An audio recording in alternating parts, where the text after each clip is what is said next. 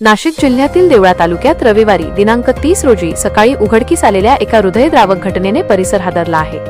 शेतकरी कुटुंबातील गोविंद शेवाळे या तरुणाने आपल्या पत्नी आणि 2 चिमुकल्या मुलांची हत्या करून अखेर स्वतःही गळफास घेऊन आत्महत्या केल्याचे समोर आले आहे। यात पत्नी कोमल वय 35, मुलगी हर्षाली वय 9 आणि 2 वर्षांचा मुलगा शिवम यांचा मृत्यू झाला असून या घटनेसाठी मृत पतीवरच खुनाचा गुन्हा दाखल करण्यात आला आहे। ही भीषण घटना उघडकीस येण्यापूर्वीच गोविंद शेवाळे यांनी व्हॉट्सअॅपवरील स्टेटसवर संशय निर्माण करणारी पोस्ट टाकली होती।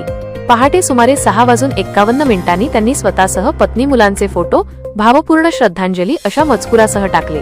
ही पोस्ट पाहताच परिचित आणि सहकाऱ्यांच्या मनात संशय निर्माण झाला। गोविंद शेवाळे हे गृहरक्षक दलात कार्यरत होते। स्टेट्स पाहिल्यानंतर काही जणांनी तातडीने त्यांच्या घरी धाव घेतली आणि तेथे धक्कादायक प्रसंग समोर आला।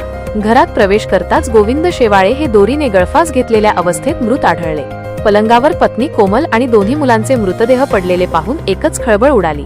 प्राथमिक तपासात या तिघांची हत्या केल्याचे स्पष्ट झाले। मात्र या कुटुंबात कोणताही मोठा आर्थिक ताण किंवा कौटुंबिक कलह नसल्याची माहिती मिळत आहे। त्यामुळे नेमक्या कोणत्या कारणामुळे गोविंद यांनी इतके टोकाचे पाऊल उचलले, याबाबत अनेक प्रश्नचिन्हे निर्माण झाली आहेत। घटनेची माहिती मिळताच स्थानिक पोलिसांनी घटनास्थळी धाव घेऊन पंचनामा केला। मृतदेह शवविच्छेदनासाठी पाठवण्यात आले असून पुढील तपास सुरू आहे। रविवारी सकाळपासूनच या घटनेमुळे देवळा तालुक्यात तसेच संपूर्ण परिसरात शोककळा पसरली आहे। परिचित, नातेवाईक आणि गावकऱ्यांमध्ये या दुःखद प्रसंगाबाबत मोठी खळबळ असून कोणताही वाद किंवा तक्रार नसताना एका संपूर्ण कुटुंबाचा असा दुर्दैवी शेवट झाल्याने सर्वत्र हळहळ व्यक्त केली जात आहे।